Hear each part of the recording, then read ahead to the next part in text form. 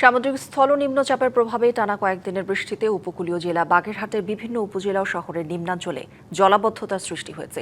থেমে থেমে বৃষ্টির কারণে ভোগান্তিতে পড়েছেন নিম্ন আয়ের মানুষ, স্কুল কলেজগামী শিক্ষার্থী, চাকরিজীবী ও ব্যবসায়ীরা। এ নিয়ে বিস্তারিত জানাতে সেখান থেকে যুক্ত হচ্ছেন সহকর্মী সৈকত মণ্ডল। সৈকত, আবহাওয়া এখন কেমন এবং কোথায় কোথায় জলাবদ্ধতা দেখতে পাচ্ছেন সব মিলিয়ে আমাদের জানাবেন। যেমনটি বলছিলেন, আমরা কিন্তু বাগেরহাট শহর সহ বিভিন্ন উপজেলায় খোঁজ নিয়েছি। আমি এখন দাঁড়িয়ে আছি হচ্ছে বাগেরহাটের মোড়লগঞ্জ উপজেলার যে পল্টন এলাকা, সেখানে আমি মোড়লগঞ্জের বিভিন্ন জায়গায় দেখেছি যে এখানে কিন্তু জলাবদ্ধতা সৃষ্টি হচ্ছে, বাগেরহাট শহরেও জলাবদ্ধতা সৃষ্টি হয়েছে। এছাড়া আমরা বিভিন্ন নিম্ন আয়ের লোকের সাথে কথা বলেছি, তারা আসলে টানা কয়েকদিনের বৃষ্টির কারণে ভোগান্তিতে রয়েছে, তারা বেরোতে পারছে না, কাজ করতে পারছে না। আমরা যদি একটু কথা বলি একজন মোড়লগঞ্জের স্থানীয় বাসিন্দার সাথে, আসলে তারা কি ধরনের সমস্যায় পড়ছে। জি, আমাদের মোড়লগঞ্জ অত্র উপজেলার জনসাধারণ, এমনকি শ্রমজীবী নিম্ন আয়ের মানুষ আছে, যেমন ভ্যান চালক, এছাড়া ভাসমান যারা ব্যবসায়ী, তারা কিন্তু এই টানা বৃষ্টির কারণে মানে তাদের ব্যবসায়িক জীবন বিপাকে পড়েছে।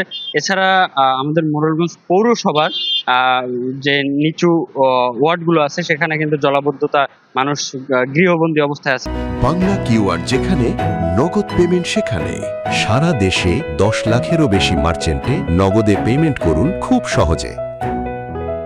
এছাড়া এমনকি যারা শিক্ষার্থী, এছাড়া ব্যবসায়ী, মূল কথা হচ্ছে জনজীবন আসলে এই ভারী বৃষ্টির কারণে বিপাকে পড়েছে আর কি। আমরা যদি একটু কথা বলি একজন দিন মজুরের সাথে, আসলে উনি কি ধরনের বিপদে পড়ছে। সালাম আলাইকুম। আমাদের বাগেরহাট জেলা মোড়লগঞ্জ, আমি কাঠের সাথে দিনমজুরি দৈনিকের কাজ করি। 4 দিন ধরে আমাদের কাজ বন্ধ, আগে সূর্য ওঠে না এবং 4 দিন ধরে বৃষ্টি হইতেছে বাগেরহাট মোড়লগঞ্জ থানা শরণখোলায়। যেমনটা শুনছিলেন, আসলে দিন মজুররাও কিন্তু আসলে বিভিন্ন ধরনের ভোগান্তিতে রয়েছে টানা বৃষ্টির কারণে। আমরা কথা বলেছি আবহাওয়া অধিদপ্তরের সাথে, তারা আমাদেরকে জানিয়েছে গত 24 ঘন্টায় 28 মিলিমিটার বৃষ্টির পানি রেকর্ড করেছে বলে তারা আমাদেরকে জানিয়েছে। এই ছিল বাগেরহাট থেকে আবহাওয়া নিয়ে সর্বশেষ। সৈকত, ধন্যবাদ আপনাকে।